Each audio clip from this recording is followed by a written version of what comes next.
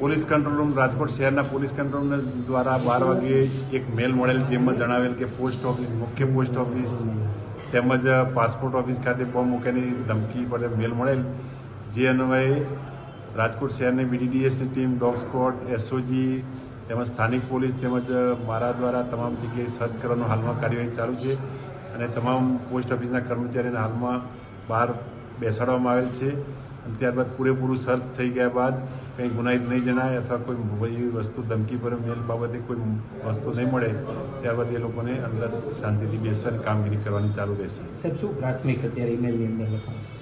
ઈમેલમાં કે હાલમાં કે ત્યાં ખોટું અમુક ISI તરફથી ને કરુણાનિધિને આવું બધું નામ બોલે છે, એમાં લખેલા છે, જે અન્વયે હાલમાં એ બાબતે સાયબર ક્રાઇમ દ્વારા ગુનો દાખલ કરી આગળની તપાસ જાણવા મળશે.